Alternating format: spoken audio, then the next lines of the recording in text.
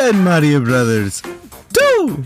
That was my that was my impression of the new Super Mario Bros. 2 title when they yell it out. You know what I'm talking about. New Super Mario Brothers 2! But anyways, this is the third entry in the new Super line. I mean, sure, it's a direct sequel to Super Mario Bros. 2, unlike the DS, generic levels, generic power-ups, and heck, I'm gonna say it, it's a generic gimmick. I never cared about collecting the max amount of coins. I mean, who needs that many coins? Did the mushrooms finally get to Mario? Is he paying for rehab? I could care less about the amount of gold coins I collect. I mean, come on, I don't care. Honestly, this is a D-tier Mario game. Now, you may be asking yourself, if I hate this game so much, why am I making a video about it?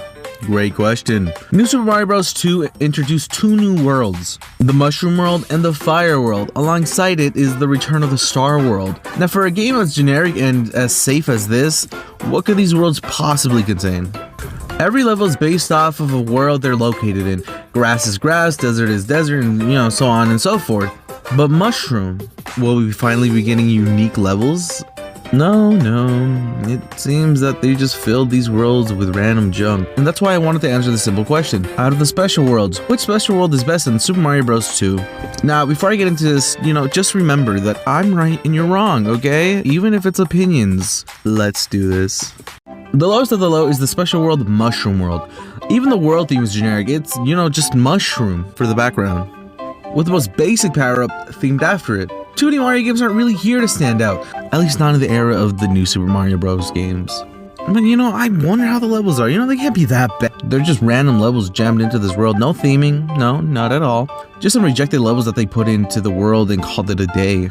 They are all boring! Except, Mushroom B and Mushroom Castle. So let's start by talking about the Mushroom B. It begins with mushrooms and vines, already telling you what you're gonna get yourself into. Once the player enters the pipe, the bottom begins to lift, and those mushrooms and vines at the beginning start to be utilized greatly. Those will be your only means of making your way up. No propeller heads or boxes, just your wits. So if you're dumb, you're not really gonna get that far.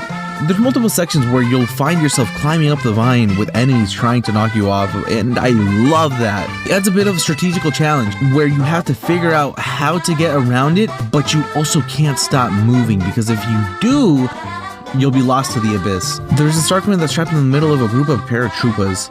It makes a great risk and reward challenge. Matter of fact, I love this level so much I made a level based off of it on Mario Maker 2.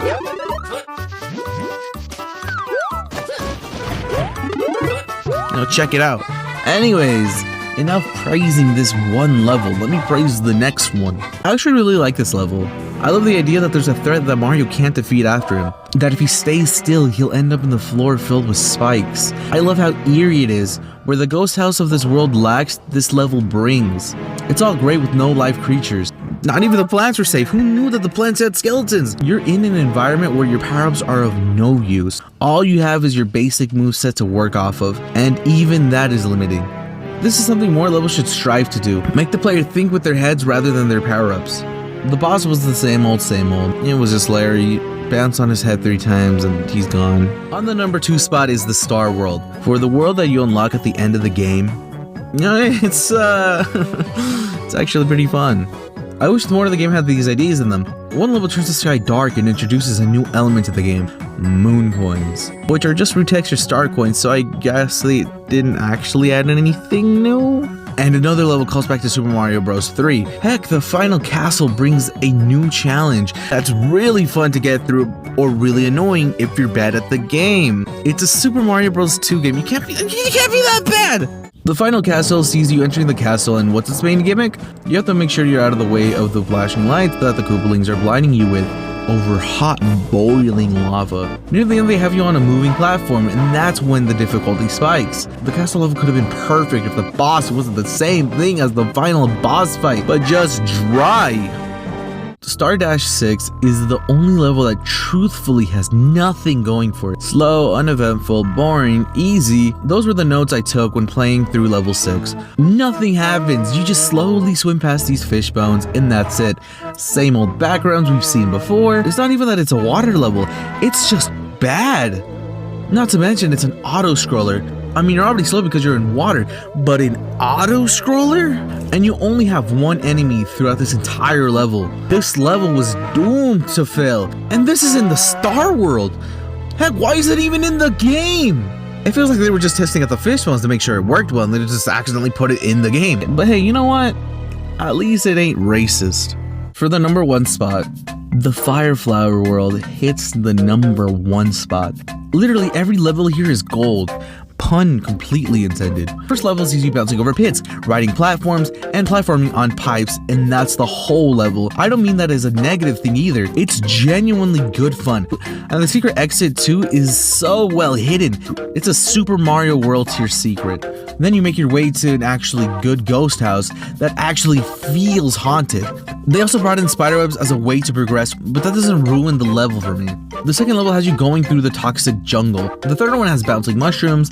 The A level, if you don't explore the area, then yeah, you'll be standing around for most of it. But if you explore a little bit, you'll find that it's full of hidden secrets. The B level is like the third level, but Kamek is introduced for added difficulty. As for the cannon in this world, and yes, every cannon sees you running and passing hidden levels to deem you worthy when entering a different world. This cannon brings the difficulty. Although it has no theming because Flower is such an odd choice, it still delivers. I just wish they put more thought into the world.